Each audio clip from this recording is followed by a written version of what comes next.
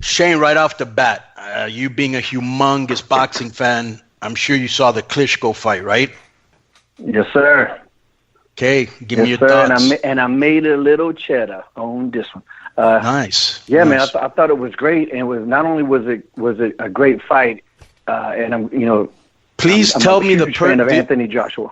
Let me just say one more thing. Did you make a bet against another person or not on that boxing match? On a site. Oh, okay, go ahead. So big Anthony Joshua fan who had an outstanding amateur career. Yeah. I mean, without a doubt, he's very good. And, I think we talked about this before, how I think the future of the boxing is going to be him and Deontay Wilder. That'll be a big money fight going forward if both can stay undefeated. I think Joshua might have to deal with Tyson Fury if he can get over his deal. But this audio was stolen from Hughesy's channel. He can get over his deal.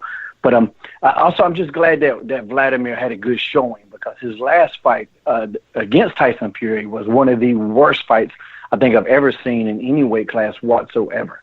Just a totally, shitstorm of a fight.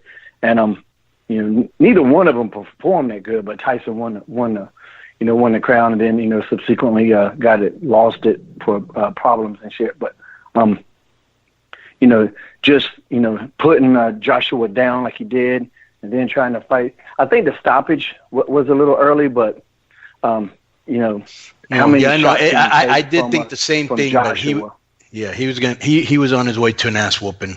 What I thought, Disco, did you finally see it or no? Yeah, what I thought was interesting is that he threw that uppercut like the whole fight, and like just finally hit him with it.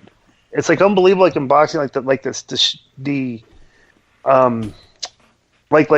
the strategy involved.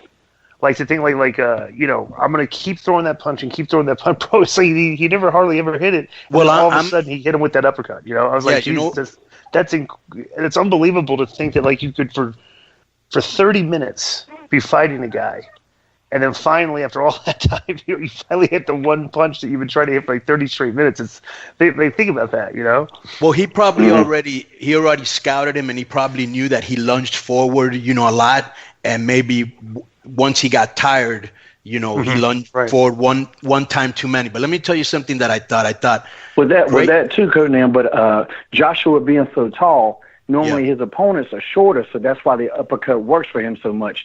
Not very many times is he going to be in there with somebody that tall, so it would be a lot harder for him to connect with that uppercut because of Klitschko's height. Right. You see what I'm saying? Yeah.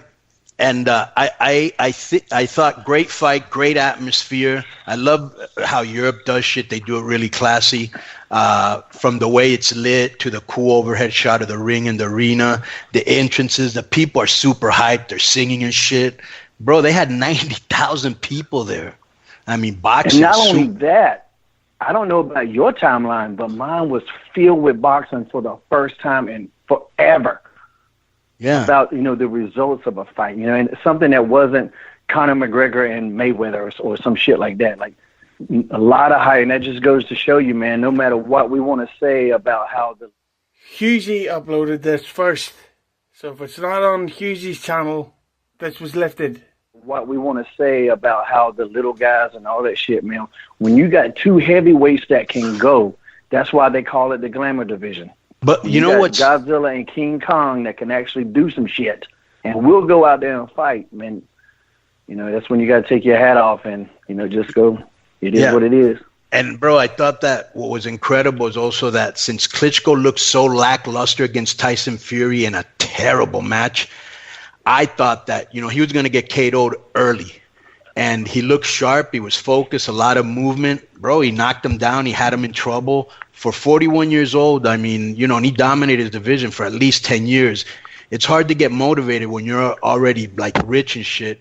And he went in there motivated, and at the end, youth and speed took over.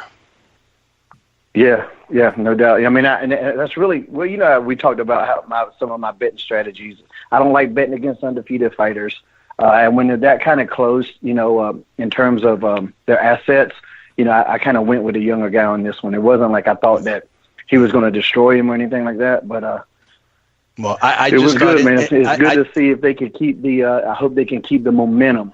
Because boxing just has lost so much from. I mean, we're all kind of the same age. I think KG's a little younger. I don't actually even know how old he is, but we're growing up with Tyson and Holyfield and all of them. To what we've had. Boxing needs something like this.